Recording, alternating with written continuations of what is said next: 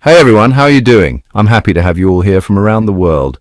If you're new, welcome to the family. Don't forget to like and subscribe. Today's been intense. There's been heavy fighting. Russia launched retaliatory strikes in response to Ukraine's ongoing attacks on Moscow. For the third day in a row now, things are heating up on both sides. But over the past 3 years, we've been seeing missiles and bombings escalating. There's even a big metaphorical bomb in the White House. It really shows how confused things are over there. Or maybe there's a huge game being played behind the scenes in Trump's administration. Let's get into the details. This part is actually the key. It shows where this war might be heading. Reuters and other outlets reported that a week after Trump officially took office, there was a plan for 11 cargo planes carrying weapons to head to Ukraine. These planes were supposed to leave from a US base and another one in Qatar. Suddenly, the planes were just gone. They never took off. What's weird is that Trump didn't know about the delay, neither did Secretary of State Marco Rubio nor anyone else. So they asked the Secretary of Defense, Hexus, or however you say it. And he was like, what? Maybe yes, maybe no. It was all unclear. I'm not joking, by the way. This really happened. Eventually, someone from the White House said that Hexus acted on Trump's instructions. But there's still a lot of doubt. Some say Trump hinted at it during a meeting, but nothing direct. It's all messy. Meanwhile, Zelensky was losing his mind, asking, where are the weapons? Poland was the middleman, as usual, pressuring the US, but nobody could figure out what happened. Finally, it was National Security Advisor Mike Wallace who ordered the shipment to go through. Behind the scenes, high-ranking military officials in the Pentagon, part of the America First crowd, were the ones who halted the weapons delivery. The question is, did they do it on their own, or did they get a nudge from Hexus? And did he act on Trump's orders? Maybe Trump said something vague like, yeah, let's make it look like we're sending them, but don't actually send anything. Honestly, the whole thing's bizarre.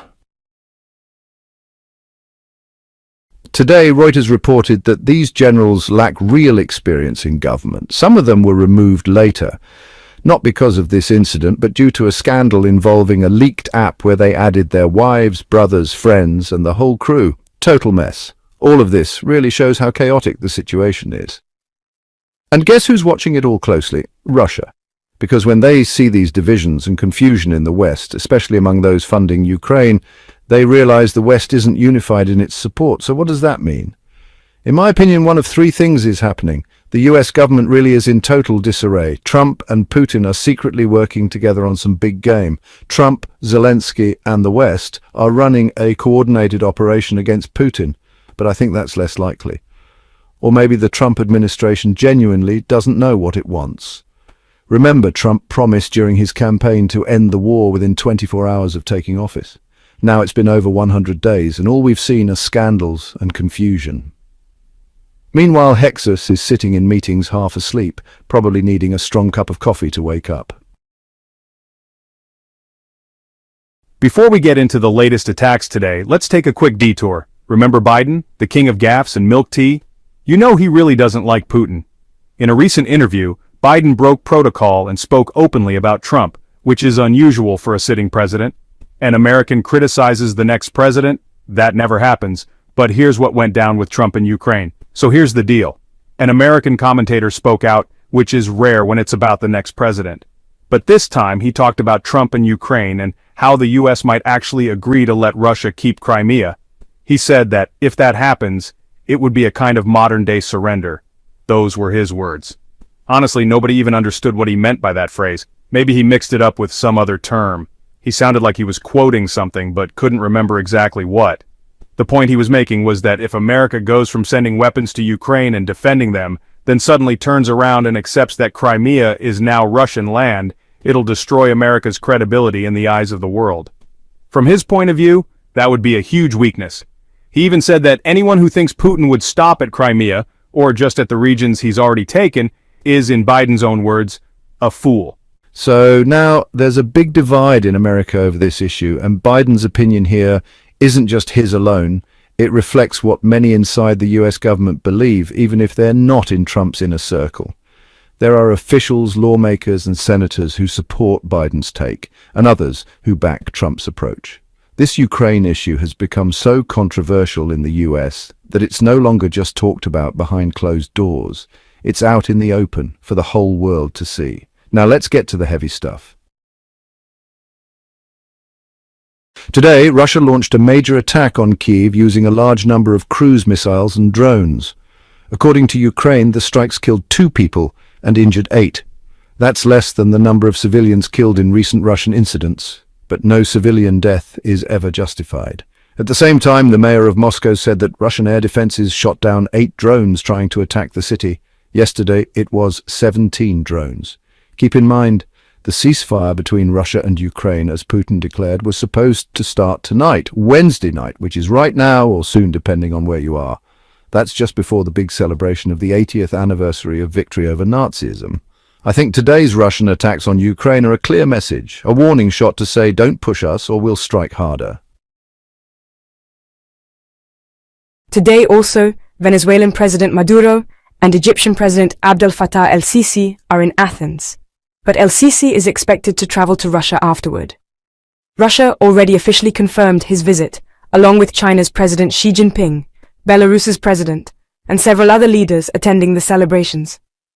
Russia clearly won't allow anything to disrupt the event. There are even reports that Russia is cutting off mobile internet access, especially during the military air shows.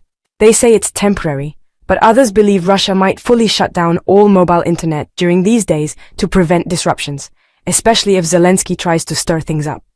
Zelensky, of course, criticized the ceasefire. He said, "It's way too short. I didn't even get enough time to sleep."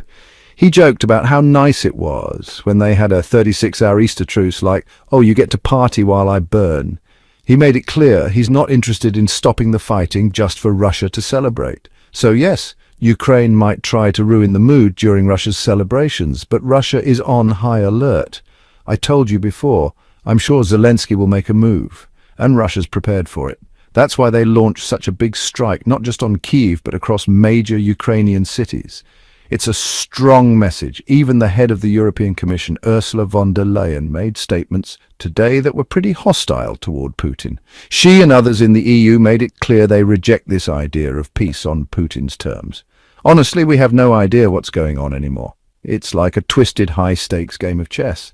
Things are nothing like how they were at the start of the war. Back then, you kind of knew where things were headed, but now you don't know what anyone really wants. It's getting serious, and I think we're down to 2 scenarios. Zelensky will be forced to accept a ceasefire or peace deal, which I doubt, or things are going to explode even more, which seems more likely. We might end up with a mess involving India, Pakistan, and a bunch of other countries getting dragged in. As you can see, we're in a very tense and dangerous moment. Thanks a lot for watching. Let us know your thoughts in the comments, and don't forget to subscribe and hit the notification bell. At S News, we're committed to giving you real, fair news. See you in the next